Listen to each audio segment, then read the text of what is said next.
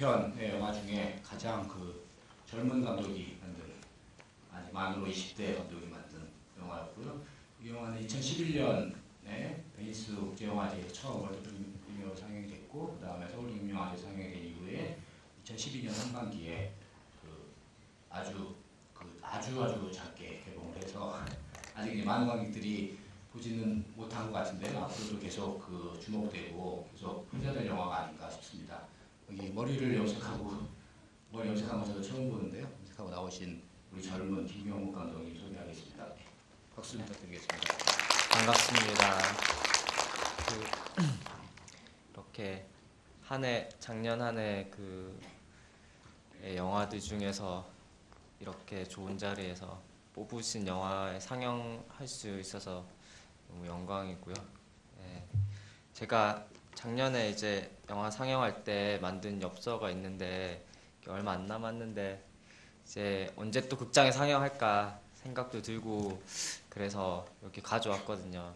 그래서 혹시 뭐 질문하시는 분이든 아니면 남으면 또 나가실 때 오시면은 드릴 수 있으면 좋을 것 같아요. 영화 스티커들 한 거라서. 얼마나 갖고 싶어 할지 모르겠는데 뭐 스타가 나오는 것도 아니고 그래서 얼마나 갖고 싶어 할지 모르겠지만 원하시는 분들은 끝나고 질문하시는 분들 있나? 그리고 뭐 끝나고 사인 받으시더라고요. 사인을 여기서 받으시는 기념이 될 것 같고요. 아무튼 이렇게까지 남으시는 분들에게는 기회를 드리도록 하겠습니다. 뭐 이렇게 말씀해 주셨는데 어쨌든 작품이 다른 이제 영화들에 비해서 지금 12편의 영화들 중에서는 약간 좀 덜 알려진 신경이 좀 있는 것 같아요. 그래서 영화에 대한 소개, 어떻게 시나리오를 쓰시고 기획을 하셨는지 이걸 좀 간단하게 부탁드리면 되겠습니다. 글을 쓴 거는 좀 꽤 됐던 것 같은데 9년인가 아마 썼던 것 같아요. 2009년인지 10년인지 3년 전에 써서 이제 쓸 때 처음 시작하게 된 계기가 제가 이전에 만들었던 작품 중에 얼굴 없는 것들이라고 있었는데 거기에 나오는 첫 번째 에피소드에 나오는 그 주인공의 어떤 이야기에서 좀 확장된 영화를 좀 만들고 싶다는 게 있었어요. 확장이라기보다는 그 주인공 소년을 좀 모티브로 얘가 좀 거기에서 좀 폐쇄된 공간에 계속 갇혀 있는데 여기 영화에서 이제 2부에 나오는 두 번째 에피소드에 나오는 현처럼 그래서 그 소년이 좀 어떻게 하면은 밖으로 나올 수 있을까 일종의 약간 성장 스토리처럼 좀 생각을 해서 그 공간을 나올 수 있는 어떤 이야기를 생각하다 보니까 이제 좀 첫 번째 나오는 그 준이라는 소년도 나오게 됐었고 그러면서 이제 영화 스토리들을 좀 만들게 됐어요. 먼저 좀 간단하게 설명을 드리면요. 김경욱 감독이 2004년에 나와 이영놀이라는 영화로 제가 처음 만났습니다. 당시에 약간 20세의 나이에 서울대민영화제 본선에서 만나게 됐고요. 그 이후에 얼굴 없는 것들이라는 장편인데요.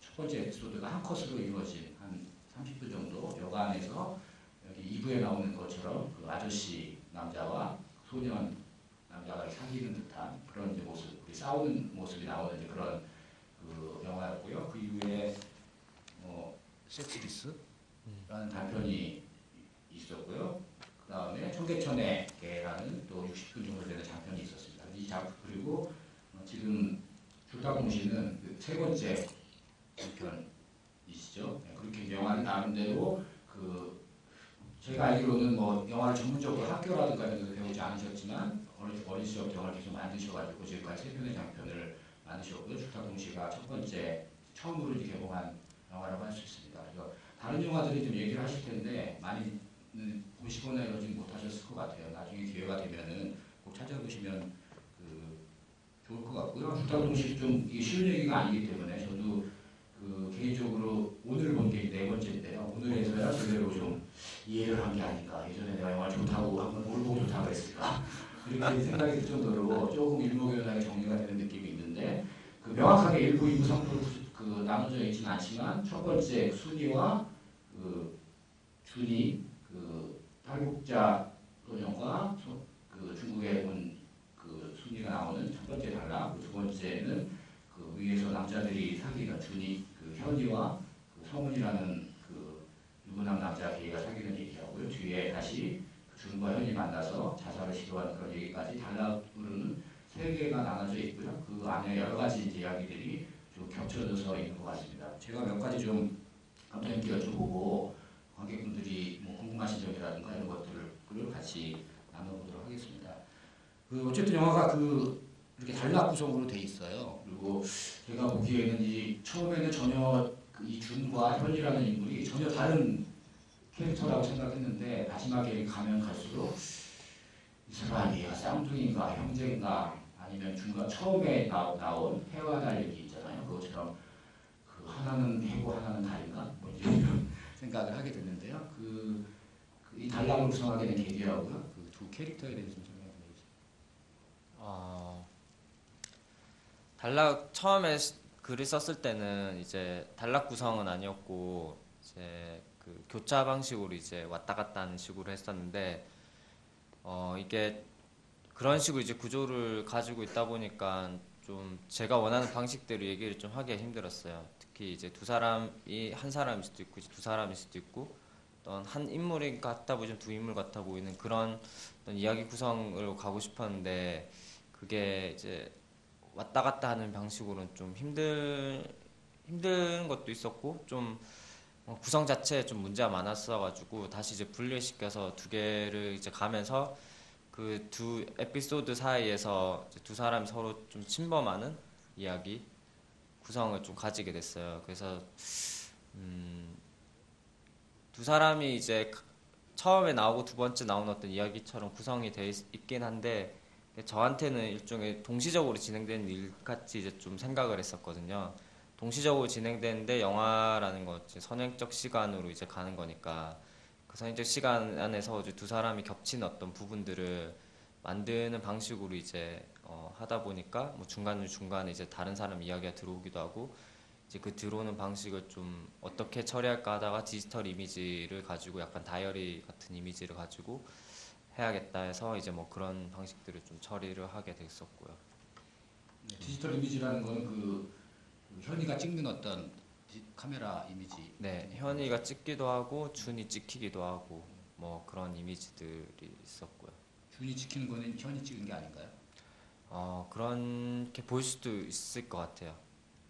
네. 그러니까 그걸 약간 좀 그 매체적인 좀 특정을 좀 애매하게 전반적으로 약간 더블화된 게 있어가지고 이중적인 어떤 느낌을 계속 가지고 있는 게 있어가지고 그런 거를 이제 이 사람 찍은 것처럼 보일 수도 있고.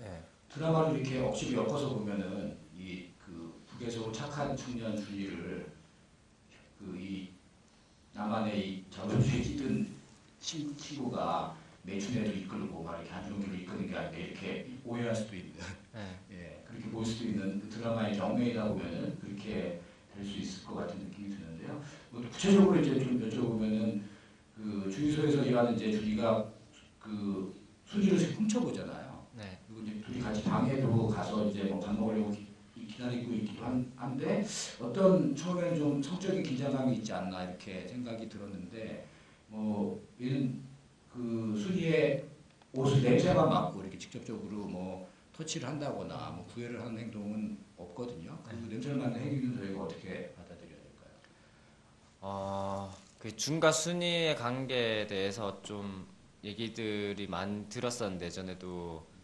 로맨스인데 뭐냐 이거는 뭐 이런 얘기 들었는데 그러니까 저한테는 좀 그랬어요. 그 둘 사이에 좀 긴장감 있었으면 했었어요. 이게 로맨스인지 아니면 어떤 뭐 동포의 어떤 연정 같은 건지 그 둘 사이에 좀 그 어떤 약간 애매한 그런 거를 좀 가지고 있었는데 제가 생각했을 때 준의 어떤 그 감정은 좀 어머니에 대한 그리움에 가까웠던 것 같아요. 그래서 어쨌든 둘 다 북쪽 출신이고 그렇기 때문에 이 아이에게 느낄 수 있는 그 결핍되어 있는 어머니라는 감정을 좀 이런 식으로 대체될 수 있는 그 인물로 순이를 좀 생각을 하게 됐었고 그 순이에 대한 감정 자체도 로맨스로 보일 수도 있고 그러니까 전반적으로 다 그런 이중적인 느낌을 계속 가지고 싶은 게 있었는데 뭐 어떻게 표현되는지 잘 모르겠어요.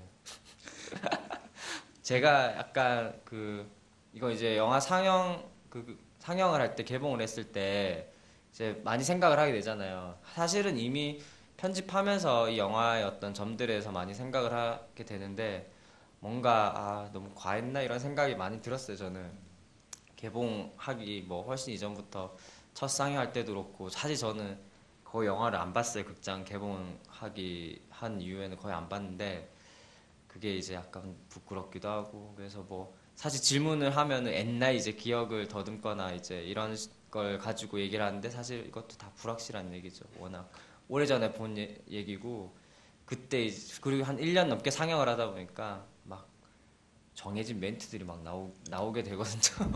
자기도 모르게 튀어나오는 그런 얘기들이 있죠. 그냥 했던 얘기를 비슷비슷한 질문이 나오면 이제 했던 얘기 하고 이렇게 되는 게 있는데 가능하면 안 그러려고 하죠. 저도 재미없고 그렇게 얘기하면. 네, 그래서 저도 질문이 뭐였는지 모르겠는데.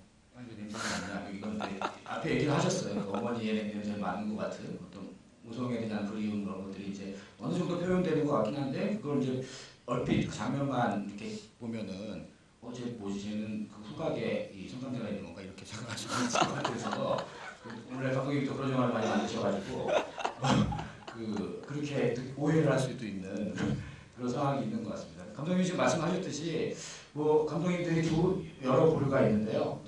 어떤 분들은 그 본인의 영화가 상영될 때 항상 그 와서 극장에서 보세요. 보시고 또 보고 또 보고 보고 또 보고 나르시스트에 빠져가지고 영화 좋지 않아요. 이런 감독님들이 계신 반면에 지겨워요. 그만 봤으면 좋겠어요. 그리고 이제 다 잊어버려서 몰라요. 뭐 이런 분들이 있는데요. 그 김경호 감독은 그 후자가 아닐까. 그래서 자기 영화를 빨리 잊어버리고 그 다음 영화 고민을 하는 분이 아닌가 그런 그 후자의 감독인 것 같습니다. 그리고 뭐 순위하고 이 얘기는 나중에 하고 두 번째 에피소드 같은 경우에는 보면 역순으로 되어 있는 것 같아요 구성이. 처음에 그 집안이 완전히 깨져 있고 예전에는 막 깨우시는 것도 제가 가편히 집도에서 본 것 같은데요. 집이 깨져 있고 그 다음에 싸우고 이제 끝으로 가는 게 사랑을 하면서 이렇게 엔딩이 되는데 이게 순서대로 보면은 그들이 타국에서 시작해서 좋았던 시절로 거슬러 올라가는 구성인데요. 이게 다른 그 앞에 일부 구성하고는 다르잖아요. 네. 일부 구성은 그 오토바이 타고 가는 장면이 들어가 있고 그들이 여행한 장면으로 되어 있는데요. 그 2부의 그 구성에 대해서는 사실 2부도 거의 두 사람 관계가 1부도 첫 에피소드 두 사람 관계가 거의 끝난 시점에서 끝났다기보다 어떤 가장 먼 시점에서 이제 생각하는 어떤 이미지로 생각을 했어요. 오토바이 장면에서 시작을 하죠. 네, 그게 어떤 중간 이야기이기도 하고 처음 만날 때 어떤 이야기는 아니니까 이제 그런 식으로 구성을 했었고 두 번째 이야기도 이제 거의 끝난 관계에서부터 시작을 한다는 좀 생각으로 했어요. 그 시간을 가지고 좀 얘기를 하려는 게 부분이 있어가지고 영화 전체적으로 사실 시나리오 상에서는 굉장히 많이 뒤섞여 있는 영화였었는데 그거를 편집할 때 좀 많이 선행적으로 많이 만들었어요. 이해를 좀 시켜는 게 더 중요한 부분이 있어가지고 이제 좀 내러티브 스토리텔링 자체를 좀 중점화시키고 이제 그 나머지 부분들 꼭 넣어야 되는 부분들을 이제 뭐 오토바이 식으로 오토바이 장면이라든지 혹은 뭐 2부의 처음 시작이 마치 두 사람 관계 끝난 거에서부터 시작하는 거라든지 이런 것들은 이제 좀 가지고 하고 그런 식으로 좀 나머지를 남기게 된 거죠. 원래는 거의 막 뒤죽박죽이었었는데 단락별 구성이 좀 분명해지고 거기에 단락 안에서의 형식을 좀그 완결되게 가져가려고 그 두 번째 것도 그렇게 하셨다는 말씀 같고요. 또 한 가지 그 갑자기 이제 처음 그 디지털 카메라 장면이 나오는 게 있거든요. 그 장면이 어떤 여자가 이제 구조주걱으로 맞는 장면인데요. 놀랍죠, 갑자기. 이 뭐지? 뭐 이런데 거기 출연하신 배우분이 그 앞에 그 공무원, 노동부 그런 고용 안정 같은 데 근무를 하는 같은 인물이잖아요. 그래서 네. 이건 또 무슨 의도인가 뭐 이런 생각을 하게 됐는데요. 네. 되게 그 이질적인 캐릭터를 한 배우한테 이렇게 맡겼는데 그런 이유랄까요? 그게 약간 다 그 연결돼 있는 건데 그러니까 그런 두 사람 관계를 엮어주는 거를 좀 그런 두 가지 방식으로 좀 많이 가져온 건데 이 사람일 수도 있고 저 사람일 수도 있다는 뉘앙스를 이제 배우 안에 어떤 다른 배우들 가지고도 이제 얘기를 한 부분이 이제 1인 2역 하는 방식이 있었고 그게 실제로 사실은 두 번째 에피소드에서 그런 인물이 하나 더 있는데 그 사람 같은 경우는 그 저희 영화 편집을 하면서 다 잘렸어요. 왜냐하면 너무 이미 길어가지고 자르다 보니까 개봉을 해야 되는 그 압박 속에서 결국에는 많은 부분을 자르게 됐어요. 사실 저 영화가 완성됐다고 느낄 시점이 이미 3시간이었었거든요.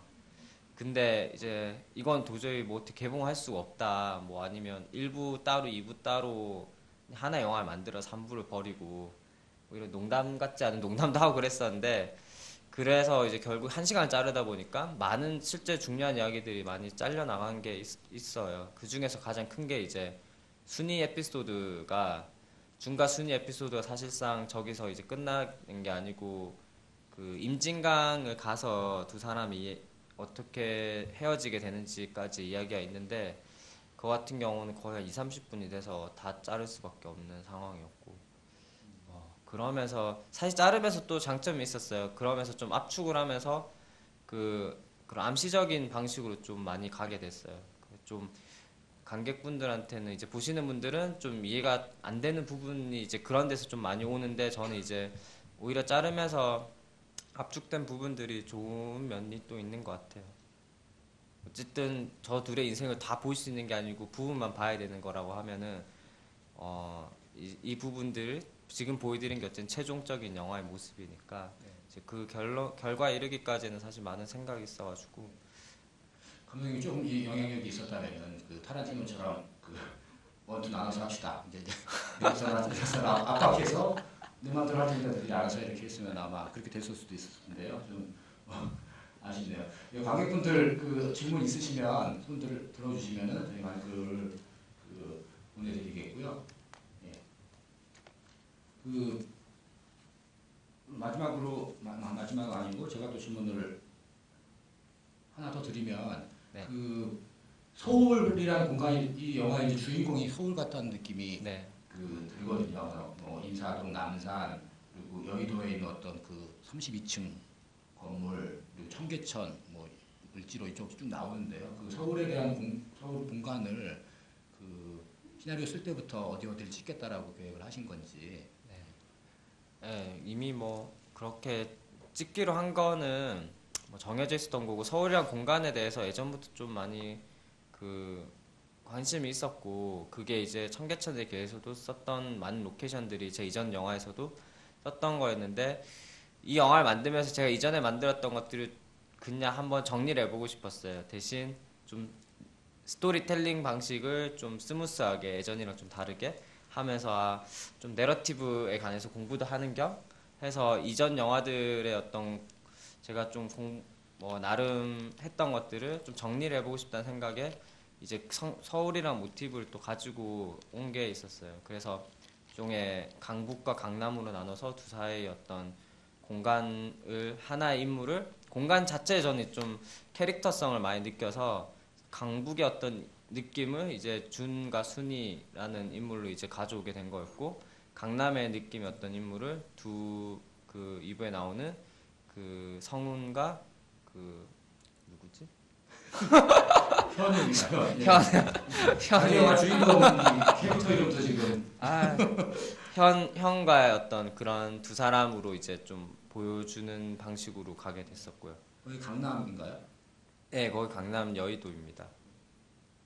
여의도 강중 아닌가? 강중 그런가요? 그 어쨌든 카메라는 강북을 보고 있습니다. 계속 그 창밖의 풍경은 강남에서 서울타워가 나오긴 하는데요. 그 바로 옆에 그 63 빌딩이 보이기 때문에 속일 수가 없어요. 거기는 여의도를 강남이라고 우리는. 이런 얘기인데 처음 들어봤는데 예, 다 강북이에요. 강북이라도 아무 말 안 하고 있었는데 그리고 뭐 영화에서 어쨌든 거기는 여의도인데 여의도가 뭐 강남만큼 된다고 뭐 보이시죠. 상암동도 제가 보기엔 이제 앞으로 여의도처럼 될 것 같은 느낌이 있는데요. 그 유명한 이제 장면이라고 이상적인 장면이 있습니다. 그 청계천 거리인가요? 을지로 거기를 쭉 이제 그 준이 쭉 걷고 그를 뭐 예전 같은 트레킹으로 쫓았을 텐데 그 쭉 따라가는 장면이 있잖아요.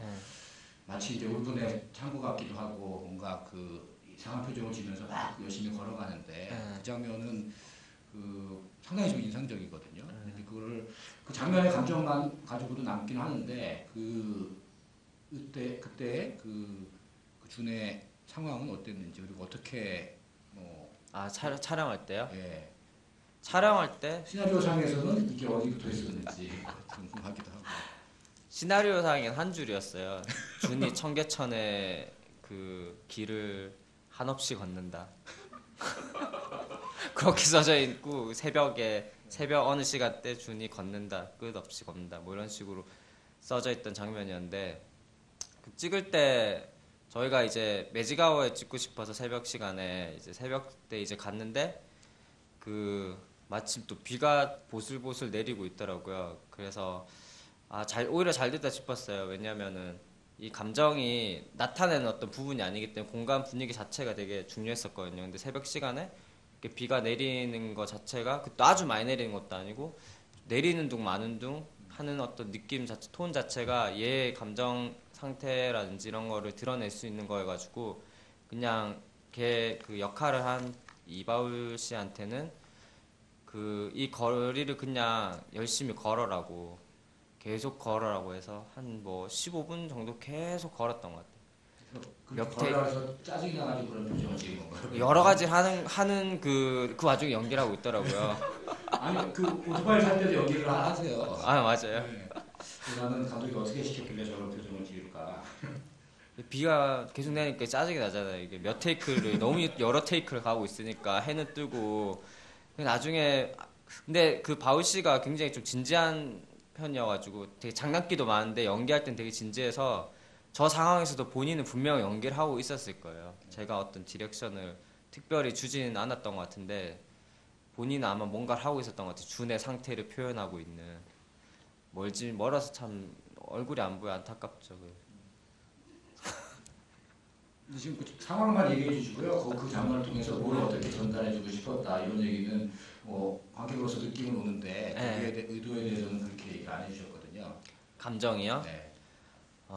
감정은 일종의 그 영화가 그 부분에 붙어 있을 거라는 건 이미 시나리오 때부터 있었던 장면이어가지고 길이도 길 걸 알고 있었고 그래서 이게 일종의 쉬어간다기보다는 이제 이 아이의 어떤 최종적인 마지막 시퀀스 넘어가기 전 최종적인 어떤 상태의 모습이었기 때문에 그 감정적으로 좀 이전에 그 준이란 인물이 한참 전 에피소드 나왔기 때문에 앞에 나왔었기 때문에 좀 그 마지막 가기 전에 이 아이가 이전에 겪었던 일들을 한번 생각해 볼 수 있는 어떤 장면이 필요했었거든요. 그래서 그걸 환기시키기 위해서 이제 저렇게 쭉 길게 가면서 계속 저 사람의 상태를 좀 생각할 수 있게끔 누군가 보기에는 굉장히 또 지루하게 보일 수 있고 누군가 보기에 되게 슬플 수 있는 장면이었던 것 같아요. 그러니까 저는 이제 좀 환기도 시키는 어떤 모습이고 준의 그 정처 없는 어떤 상태를 좀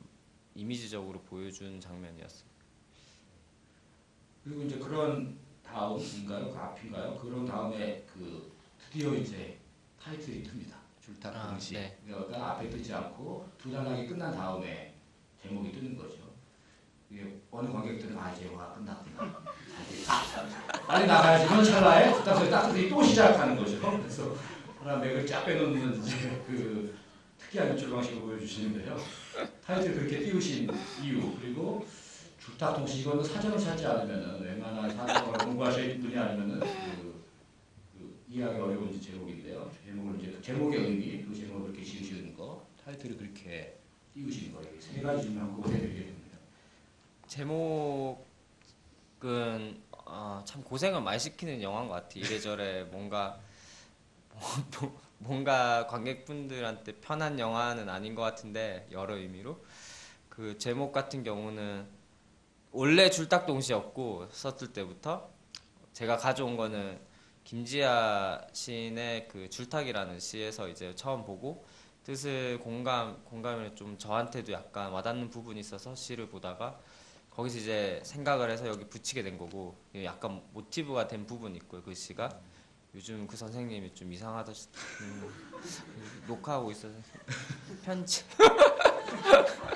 그 시를 어쨌든 쓰게 됐었고 그 뭐 뜻은 이제 병아리가 아래에서 부화할 때 아래서 이제 병아리가 쪼으면 그 쪼는 소리를 듣고 어미닭이 밖에서 쪼온다. 그래서 쪼다줄과 치다 탁탁 할 때 그 탁이 이제 동시적으로 일어나면은 그 안 밖에서 이제 같이 하면은 병아리가 부화하는 그런 이야기의 얘기거든요.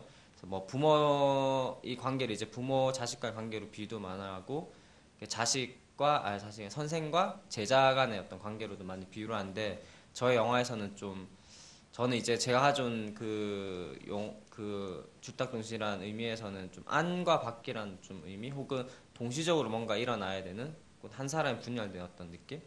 저한테는 오히려 약간 데미안에서 나오는 그 인물들 같은 두 인물 같은 어떤 좀 이야기를 좀 생각을 했어요. 데미안 자체도 그런 알에서 부화하는 모티브가 되게 강하잖아요. 그래서 그거를 이런 식으로 좀 쓰게 됐었고 그 다음이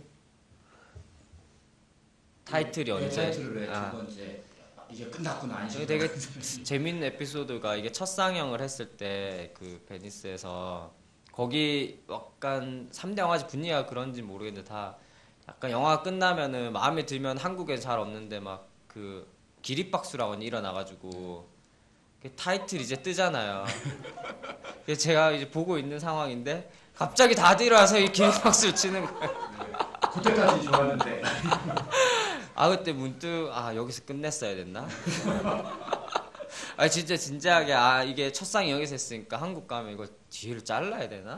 왜냐면 그 뒤에가 없어도 말은 이제 되니까 영화 자체가 그런 생각을 잠깐 했던 기억이 있는데 영화 다시 시작되니까 사람들이 주섬주섬 앉는가요? 주섬 다 앉더라고요 다시 막 치면서 앉더라고 갑자기.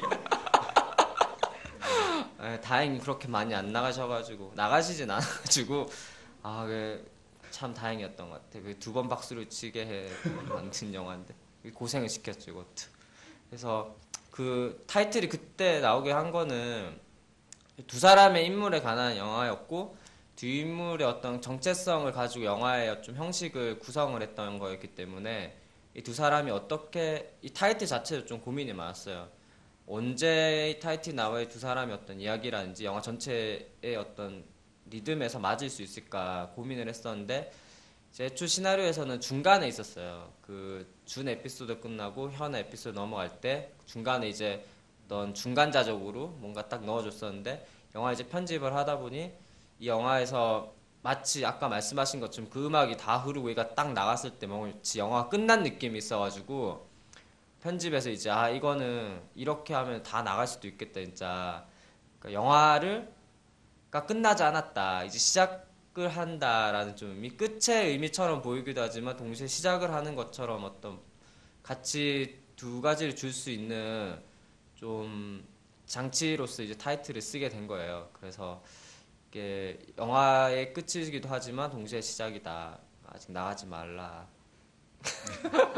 네, 그래서 최근에는 또 그런 영화들이 꽤 있습니다. 그 황성일 감독의 카페 느와르 같은 경우도 중간에 그 타이틀 카페 느와르 타이틀이 뜨죠. 그리고 얼마 전에 상영했 또 돈의 맛도 앞에 타이틀이 없습니다. 영화 끝나면 돈의 딱 이게 뜨죠. 나름 좀 다른 짓을 좀 해보고 싶은 감독님들이 하시는 그 어떤 의미고요라고 할 수 있을 것 같습니다.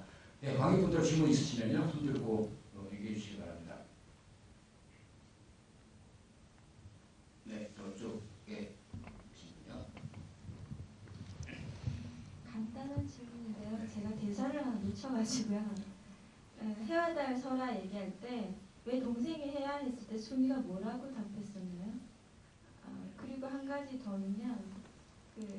전 영화 끝났을 때 출탁 동시에서 왜 줄은 있는데 탁이 없을까라는 생각을 했었거든요. 네. 근데 좀 전에 이제 말씀하실 때 여러 가지 의미로 보면 뭐 그럴 수도 있을 것 같은데 결국은 깨어나고자 하는 의지는 있지만 세상 탁을 세상이 해줘야 하는 거라는 의미로 생각을 해보면 전혀 이 사람 계속 저는 한 사람이라고 생각을 했거든요. 그러니까 계속 이렇게 억압되어 가는 가정 안에 있지 결국은 포기하고 자살까지 가는 과정이잖아요. 그래서 그냥 스스로 깨어나는 것만 있지 바깥에서 어떤 자극이랄까 이런 느낌은 없었거든요. 네. 그게 조금 궁금하고요. 그리고 그 아웃포커스에서 여자분이 한 분 그 2303호에 오잖아요. 그분은 누군가요? 네. 그 이후에 뭔가 나올 줄 알았는데 저는 그래서 그 여자분이 문을 열어줄까 뭐 이런 생각했었는데 그런 게 없어서 그거는 간단한 질문이 아니네요. 동시에 뜻도 다 알고 계시고. 예. 첫 번째 해마달에서 사자성어는 다 아시면서 국내 그 어린 시절의 설화는 잘 모르시는. 예, 해마달 의사에 대해서. 왜 동생이 해가 됐지? 아, 감독님도 기억 안 나세요? 아니 뭘? 동생이 무서움을 많이 타가지고. 아, 해가 맞아요, 됐고, 맞아요. 형이 이제 그럼 내가 밤에 있는 달이 된 거죠. 그래서 그 영화를 보면은 현이는 좀 밤에 주로 돌아다니고 준이는 낮에 오토바이 타고 일하고 이런 모습을 저는 이해했습니다. 네, 근데 그것도 맞아요. 네. 네. 준이가 형인 거죠. 줄딱 동시에 그 줄과 타겟. 그 일단은 제가 기본적으로 그 줄딱동 씨가 통용되는 사전적인 의미에서 가져온 모티브가 좀 아니어가지고 거기에서 좀 그 받아들이는데 좀 뭐 힘듦이란지 해석이란지 이런 게 좀 안 되는 부분들이 사실 많이 있는 것 같아요. 그래서 제 개인적으로는 아까 말씀드린 것처럼 그 안에 있는 자아와 밖에 있는 두 자아에 대한 이야기였거든요. 그래서 한 사람 계속 밖으로 떠돌아다니게 하고 다른 한 사람은 안에 어떤 계속 갇혀있는 어떤 느낌으로 갇혀있는 어떤 상태로 이제 묘사를 한 거였어요. 근데 저한테는 그 두 사람 안가밖에 어떤 의미가 하나의 어떤 사람일 수 있는 어떤 분열된 두 인물로 이제 표현된 한 사람일 수 있는 그 인물이었고 그 인물이 두 사람이 됐다는 것 자체는 일종의 약간 저한테는 나르시시즘에 관한 그 형태였기 때문에 그 사람이 자기 안에 갇혀 있는 거죠. 계속 자기 안에 갇혀 있는 어떤 사람이 그 나오는 방법이 뭐가 있을까? 자기 안이 아닌 밖으로 어떻게 하면 나올 수 있을까라는 고민이 좀 최초의 고민이었어 가지고 그런 형태로 이제 만들게 되었어요. 좀 그래서 많이 좀 그 줄딱동시의 의미에 대해서 약간 의문을 가지실 수 있는 부분들이 많이 있는 것 같아요. 제가 봐도 저한테는 이제 좀 제 개인적인 거였고 제 개인적인 해석이었어요. 굉장히 그래서 나름 이제 이렇게 계속 끝까지 타이틀 가져왔을 때는 보시는 분들도 그 각자 이제 그런 의미를 생각해 볼 수 있었으면 한 분이 있었거든요. 어차피 모르는 용어인데 이 영화를 통해서 한번 생각해 봤으면 하는 게 있어가지고. 근데 되게 뭐 의미 있는 문제 제기가 아닐까 그런 부분에 대해서는 그 생각해 볼 만한. 좀 덧붙이면 그 사람이 어떻게 하면 밖으로 나갈 수 있을까에 대해서 나르시즘이라는 게 결국에 자기 안에 자기를 발견할 수 있을 때가 가능한 것 같은데 그래서 두 사람 일종의 죽음이라는 게 저한테는 실질적인 죽음일 수도 있지만 좀 자기 안에 자기 어떤 다른 모습을 발견한다는 게 죽음만큼 고통스러운 그런 모습이 아닐까 해서 일종의 뭐 이게 제가 전반적으로 이게 사실일 수도 있고 혹은 자기 상상일 수도 있는 어떤 그런 이야기들이 좀 많이 있어요. 영화 안에 자체적으로. 그래서 마지막 10권 전체가 좀 그런 이중적인 느낌이 들었으면 했어요. 이게 약간 환상인 것 같기도 하고 실제 일어나고 사건이기도 한 그래서 그거 자체가 일종의 사람이 아래에서 깨어난 어떤 형태의 어떤 모습으로 좀 그리려고 했었던 부분입니다. 마지막 그리고 여자 32층에 이제 엘리베이터 타고 네. 그거 안쪽 오죠. 네. 이것도 사실 집이니까 할 수 있는 얘기인데 이런 얘기는 그분은 어머니고요. 어머니래. 어머니가 아니고 그 성운의 아내였고요. 실제로 들어와서 이제 뭐 그 안에 있는 현이랑 막 얘기하는 장면이 있어요. 얘기하고 막 싸우고 이제 막 그런 장면이 있었는데 이것도 이제 길이 관계상 포커스를 성운과 현의 관계만 이제 맞추다 보니까 그 아내 부분이 안타깝게 또 워낙 또 긴 대화씬이어가지고 싸운 장면이 없어지게 되면서 아까 말했듯이 압축을 하면서 제가 다른 방식으로 좀 의미를 이제 만들게 됐었는데 편집할 때 이 여자가 마지막에 그 준이랑 이제 같이 있는 장면이 있는데 컷으로 들어가죠. 네 그게 좀 애매하죠. 그 아웃포커스 된 상태에서 본 사람이 이제 마지막에 또 나타났으니까 이제 그 인물 같은 경우에 좀 그런 어머니의 이미지로 좀 다루고 싶었던 게 있었어요. 편집하기 전 원래 상태에서도 이게 저 여자가 그 성훈의 아내기도 하지만 그 형과의 싸움에서 약간 엄마처럼 구는 게 있거든요. 너 이렇게 살면 안 된다. 이런 식으로 이제 남의 가정 파괴하지 말라면서 막 훈계하는 게 있는데 엄마처럼 그런 이제 약간 상징적인 전반적으로 준도 그렇고 현에게도 어머니가 없었기 때문에 그 어머니에 대한 결핍이 영화 전체적으로 나오지 않지만 그 중요한 그 분위기 두 사람의 어떤 그 결핍을 설정하는 데 중요해서 그 어머니의 어떤 이미지로 사용을 하게 됐어요. 마지막에 그냥 마치 옹 사람처럼 보이지만 유령처럼 보이지만 이게 마지막에 나타났을 때 준의 또 뭔가 그리워하는 어머니의 모습처럼 드러나기도 하는 그것도 약간 뭐 얘기했던 그런 계속 두 인물로 분열되어 있는 어떤 그런 식으로 그 어머니를 사용하셨죠. 그 성훈의 아내를. 아까 손 드신 분 아시겠습니까? 네, 앞에 계시군요.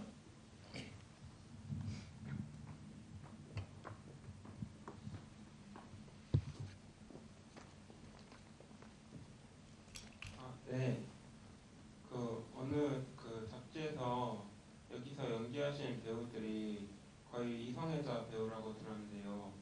그 어떤 동성애 장면을 찍을 때 이성애자 배우들한테 연기 지도를 어떻게 하시는지 그런 구체적인 게 좀 궁금하고요.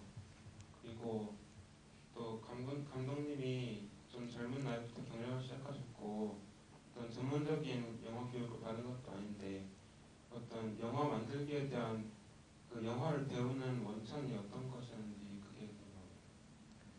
그 첫 번째 그 얘기부터 하면은 연기 디렉션을 줄 때 저는 개인적으로 그 소통을 많이 하려고 하는데 그 소통이 굳이 말이 필요는 없는 것 같아요. 그 말을 통해서 소통하면서 그 배우가 직접 뭐 느끼고 깨닫는 부분도 있겠지만 직접 부딪혔을 때가 제일 좋은 것 같거든요. 그래서 많이 뭐 게이바도 하고 그 게이 분들이랑 같이 만나서 얘기도 나누고 그러면서 그 사람들이 어떤 문화들을 직접 느끼는 방향으로 많이 했었고 뭐 어떤 동성애에 대해서 어떻게 생각하냐, 동성애는 뭐 이성의 사랑이 똑같다 이런 말을 계속 하다기보다는 그런 식의 어떤 접근을 많이 했었고 그 일부에 나온 탈북도 마찬가지 탈북자 조선족 분들을 배우분들이랑 같이 만나서 같이 놀고 뭐 이런 식으로 좀 했었던 게 있고요.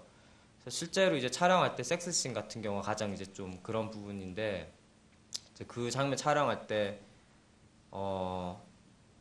일단 리허설을 많이 했어요. 이게 어떤 이해를 하고 이런 것보다는 뭐 동성애자들 이해하고 이런 것보다는 실제 몸으로 나와야 되는 거기 때문에 두 분 다 이제 처음에 이제 이런 과정을 통해서 많이 오픈되어 있는 상태였고 그런 거에 대해서 더 이상 생각을 안 하는 상태였고 어떻게 어떤 동선으로 어떤 몸으로 어떻게 표현을 하는지 대사가 없었던 장면들이었기 때문에 그런 동선이라든지 신체적으로 표현하는 거에 대해서 좀 중심으로 얘기를 많이 하면서 이제 촬영을 했습니다.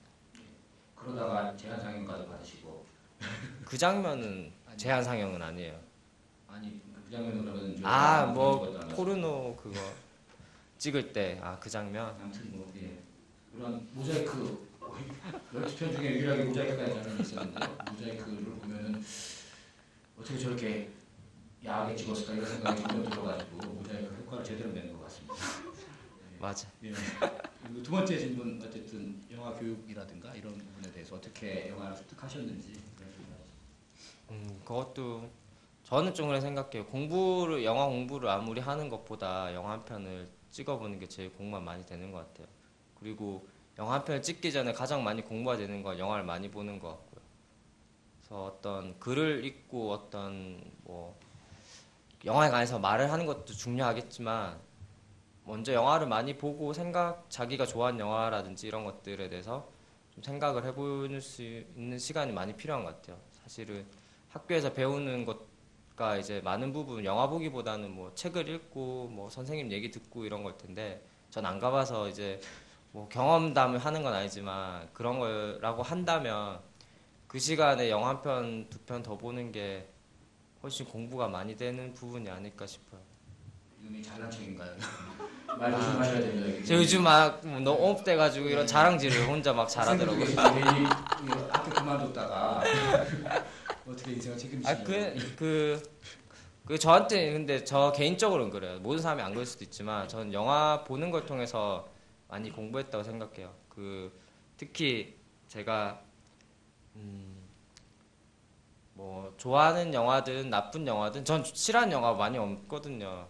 그래서 모든 영화가 사실은 배울 점이 많은 것 같아요. 싫어하면은 내가 왜 싫어하는지 생각하면서 거기서 배울 수도 있는 것 같고 영화 보면서 많이 공부라고 해야 되나? 많이 배울 수 있는 것 같아요. 네, 또 다른 분 질문 있으십니까? 여기 앞에 계신 분요.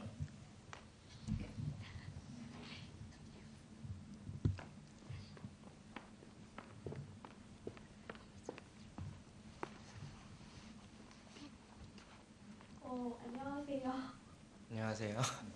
전 두 번째 봤는데 처음 봤을 때 이 영화가 뭔가 했는데 지금 보니까 조금 알 것 같아서 기쁘고요.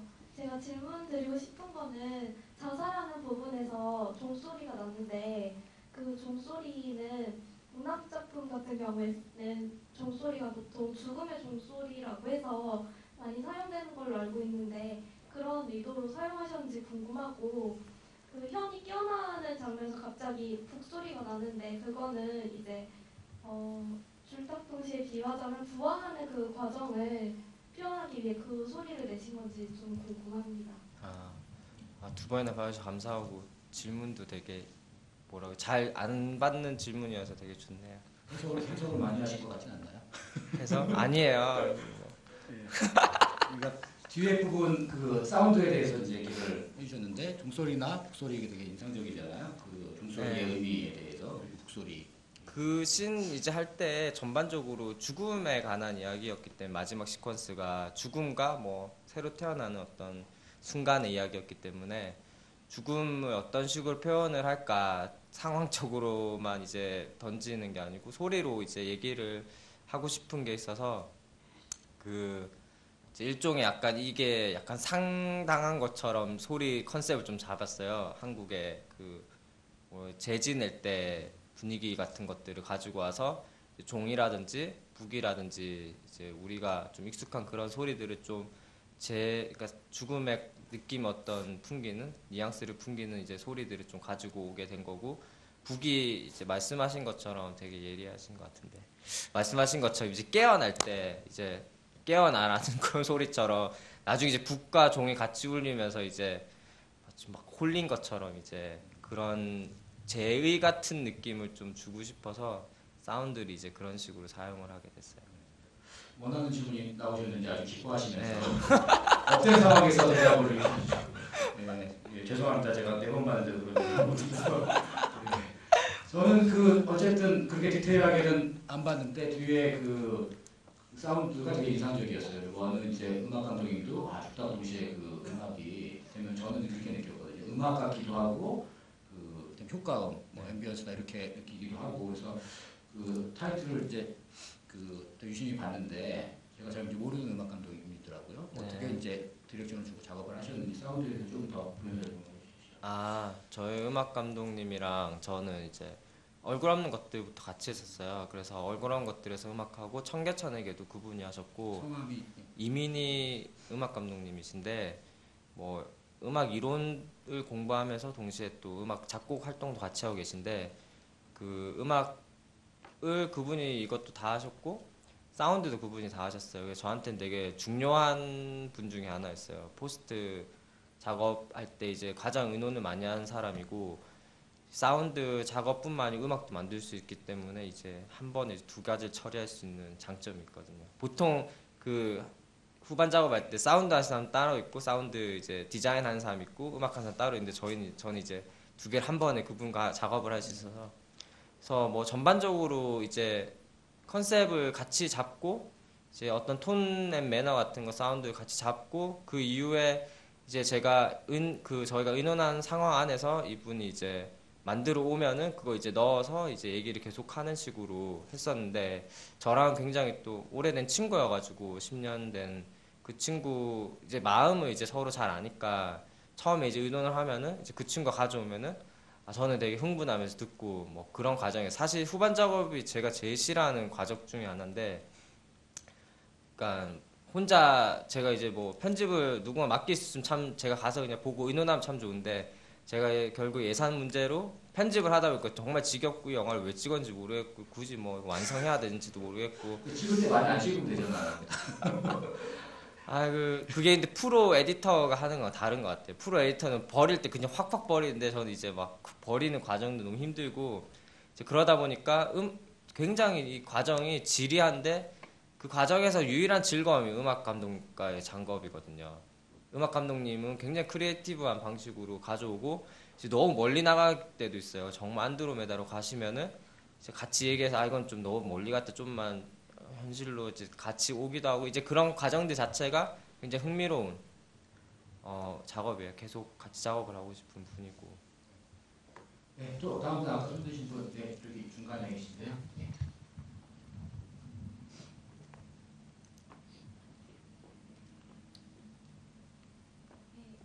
영화 잘 봤고요. 이건 좀 많이 들으신 질문인 것 같은데요. 이제 두 소년이 둘 다 집 없는 소년이잖아요. 그래서 한 명은 이제 탈북자 주시고 한 명은 이제 동성애자 성매매 하기도 하고 둘 다 그런 히스토리가 있는데, 그 둘을 이제 의도적으로 이렇게 겹쳐 놓으셨는데 그럼으로써 사실은 어떤 얘기를 하고 싶으셨던 건지, 그러니까 그두 사실 뭐 각각 전혀 상관없는 사회적 문제라고 볼 수도 있고 되게 상관없는 어떤 정체성이라고 보는 사람도 많을 텐데, 그걸 이제 거의 이제 한 사람처럼 이렇게 겹쳐 놓음으로써 얘기하고 싶은 게 어떤 것인지 좀 궁금합니다. 제가 시작했을 때 혹은 뭐 끝났을 때도 그렇고 어떤 메시지를 던지고 싶다라는 거는 없었던 것 같아요. 이게 뭐 어떤 대중 영화와의 차이일 수도 있을 것 같은데, 저한테 하는 질문이 더 중요했고, 제가 그 질문에 대해서 그 고민한 과정이라든지 그런 게 더 중요했기 때문에, 그래서 이제 후반 작업할 때 이걸 완성해야 되나 이런 생각도 하게 되는 거고, 나는 이제 풀린 것 같은데 이런 생각이 드니까, 뭐 그래서 만든다는 의미 자체는 사실 포함된 게 관객한테 보여준다는 게 있는데, 사실 앞으로 어떻게 만들지 모르겠지만 이 작업까지는 저는 그냥 제 자신한테 계속 질문하는 어떤 영화였거든요. 그래서 어떤 메시지를 주고 싶다 이런 거에 대해서는 사실 별로 고민하지 않았는데, 저한테 질문은 그런 거였어요. 그 두 사람일 수도 있고 한 사람일 수도 있던 사람, 혹은 한 사람이 어떤 분열된 한 어떤 사람에 관한 이야기였어요. 실제로 시나리오 쓰는 도중에 저는 이제 제가 상상하는 거는, 제가 상상했던 게, 한 사람인데 이 사람이 어떤 남한의 정체성도 있고 북한 정체성도 있는 어떤 사람으로 생각을 했어요. 근데 이 사람 남한에 있는 어떤 사람은 게이고, 그 소년인데 이렇게 분열된 사람이 어떤 식으로 여기에 살고 있을까, 이런 생각에서부터 좀 출발을 한 게 있어요, 인물에 대해서. 실제로 글을 쓰면서 만난 탈북자 중에 세터민이라 불리우는 서울에 사는 분 중에, 그 북한에 살 때는 전혀 이제 자기가 개인지 이런 거에 대해서 고민도 없었고 그렇게 이제 생각을 하지 않고 살았는데, 이제 남한에 오고 나서 이제 그런 문화에 접하고 알게 되면서 자기 정체성은 게이로 이제 알게 된 거예요. 그래서 이 사람을 보면서 이제 실제로 상상한 게 있구나라는 걸 좀 느꼈던 때가 있었는데, 그 사람 자체도 이제 삶이 북한에서의 삶이 또 있었을 거고 남한에 와서도 이제 또 다른 삶이 또 있는 거잖아요. 그 자기 정체성에 의해서 사회와의 관계가 좀 달라지는 부분들이 생기고, 그래서 그 사람의 삶 자체를 어떤 영화적인 형식, 제가 제 나름대로 표현했었던 형식으로 했을 때 그 고민이 이제 이 영화의 일종에 담겨져 있는 것 같습니다. 뭐 딱히 이제 저도 뭐 이를테면은 확인하고 싶은 건 그거죠. 내가 본 게 맞는지, 혹은 나는 이렇게 느꼈는데 감독님은 애초에 이제 무슨 생각으로 만들었을까. 특히 이제 좀 약간 생각을 많이 해야 되는 영화 같은 경우는 그럴 수 있는데요. 뭐 100%다 알 수 없죠. 우리가 느끼는 대로 좀 알고 싶지만 좀 남겨두고 생각해봐야 될 것도 있고 그런 것 같습니다. 어떨 때 이제 보면요, 저도 이렇게 감독과의 대화 내용을 진행하다 보면은 너무 얘기를 다 많이 해가지고 오히려 가면서 생각할 거리가 없는 게 아닌가, 오히려 감독님 이미지만 생각하고 가는 게 아닌가, 뭐 이런 생각이 들 때도 있는데요. 뭐 몇몇 부분들은 조금 남겨두셔도 좋지 않을까 싶습니다. 그래서 뭐 시간도 거의 다 됐고 하니까 질문 있으면 하나 정도만 더 받고 마무리하도록 하겠습니다. 예. 이건 어떡하죠? 이거 뭐 끝나고 나눠드리기 끝나고 나눠드릴게요. 못 전해드릴까봐 감독님이 더 난리. 한국영어 평론가 강민호 교수입니다. 지금 감독님께서 얘기하셨던 것들 가운데 관객들이 좀 예리한 부분들이 많이 있어요. 영화를 즐겨보고 영화를 만드는데 심취한 감독분들은 메시지 전달에 굉장히 약하다는 것을 제가 느낍니다. 통상적으로. 근데 이제 관객들은 내러티브에 익숙하고 스토리텔링을 따라가면서 이해하려고 하는 것은 관객의 몫이거든요. 그래서 영화 교육에 대한 개인적인 의견을 피력을 해주셨지만 저 같은 경우에는 그래도 배워야 된다.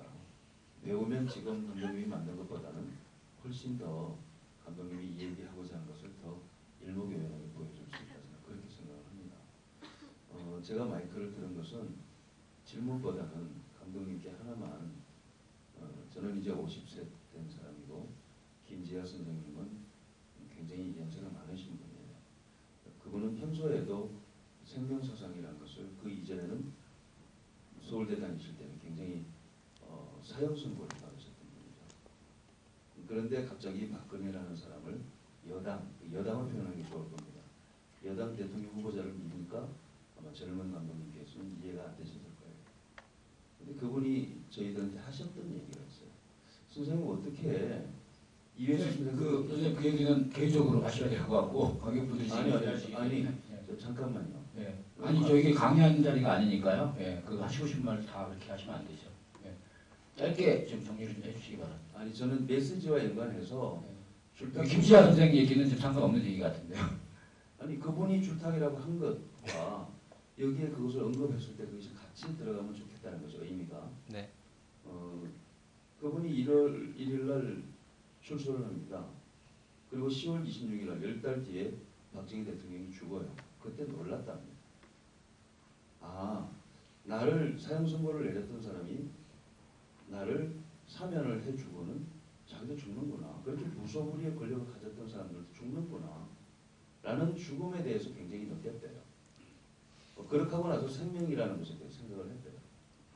그러면서 용서하는 마음으로 새누리당이 됐든 누가 됐든 나온 사람에 대해서 생명에 대해서 생각하는 사람에게 열심히 해보도록 해라 라고 했다는 것입니다. 그래서 그것을 우리는 정치적인 시각으로 보면 왜 그런 분이 옛날에 이렇게 민주화를 하셨는데 여당을 밀까 이런 생각을 하겠지만 저는 지금 김 감독님이 줄탁도 저는 부천영화제에서 이 영화를 봤어요. 그런데 다른 영화를 보러 가기가 좀 급해가지고 집이 참석을 못해서 일부러 이 시간에 다시 왔습니다. 네. 그것은 젊은 감독님께 제가 얻고 싶은 것이 있어서 왔던 것이죠. 그러니까 줄탁동 씨라는 멋진 제목을 만들어냈을 때에는 멋진 그분의 데미안 같은 처음에 그 뜻을 더 명확하게 영화에다가 들여놨으면 훨씬 저는 정말 줄탁동 씨가 4번, 5번 자막이 나와도 꼭 뭐 베를린이 아니어도 언제나 기립박수를 받을 수 있는 분이라고 생각을 합니다. 이상입니다. 저도 개인적으로 굉장히 김지아 선생님을 좋아하고 그분의 책이나 생명사상을 되게 좋아했었거든요, 예전에. 네, 사실 그래서 저도 굉장히 놀랐어요. 그 최근에 어떤 행보에 관해서 저 자신은 동의하지 않는 부분들에 관해서 사실 이전부터 많은 분들이 그 분에 대해서 이제 어떤 비판적인 얘기를 많이 하는 상황에서도 저는 이제 책을 통해서 만난 분에서는 너무 배울 점이 많았고 영감이라든지 이런 게 워낙 많은 분이셔가지고 되게 전 항상 약간 옹호한 입장이었어요. 근데 그게 작년 말에 이제 그 근방을 이제 계기로 이거 정말 내가 생각했던 분이 아니구나라는 생각을 많이 했어요. 이거는 선생님 어떻게 생각하는지 모르겠지만 제 개인적으로 이제 그러면서 약간 농담식으로 가볍게 던지게 됐던 거고요. 조언해 주신 분에 관해서는 이제 좀 앞으로 고민해 보도록 더 하겠습니다. 저도 어쨌든 학교라는 시스템을 통해서 안 배울 뿐이지 언제나 이제 뭐 공부하고 배우고 있는 상황이기 때문에 뭐 그게 어떤 기간이 됐든 아니든 공부하는 마음으로 배우는 마음으로 영화 찍도록 할게요. 감사합니다. 두 번이나 봐주셔서. 마무리하기 전에요. 예, 감독님 그 영화를 마치신 지 1년이 넘었고 또 지금 뭐 하고 계신 근황이라든가 앞으로 어떤 영화를 하실지 그 마지막 멘트 좀 부탁드리겠습니다. 지금 뭐 다큐멘터리 찍고 있는데 거의 멘붕 상태의 편집을 하고 있고요. 아까 말씀드렸다시피 촬영 때는 즐겁게 했는데 이제 지금 찍고 있는 게 이제 성매매 여성에 관한 건데 그 분들에 관한 이야기인데 영등포에 있는 그쪽에 계시는 분들 편집에 들어와서 이걸 왜 찍었을까 이렇게 어려운 주제를 약간 멘붕이 와가지고 거의 몇 달째 쉬고 있는 상황이고요.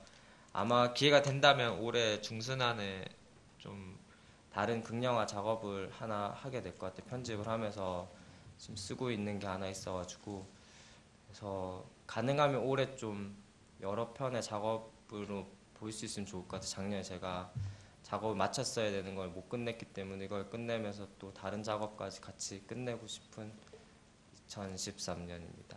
새해 복 받으세요. 예, 감독님 뭐 다큐멘터리 작업 뭐 지금 편집 작년부터 제가 하고 있는 걸로 알고 있고요. 성매매 여성에 관한 뭐 다큐멘터리를 하고요. 그리고 뭐 여러 편의 작업을 보여주시다고 했는데 지금 1월이 다 갔다는 거 기억해 주시기 바라고요. 네, 김경호 감독님 이름 뭐 기억해 주시면 고맙겠고 관객분들도 늦은 시간까지 함께해 주셔서 감사드리겠습니다. 이 엽서를 받으실 분들은 좀 앞으로 나와주시면 고맙겠습니다. 이거 얼마 안 남 한정판입니다. 네, 감사합니다. 감사합니다.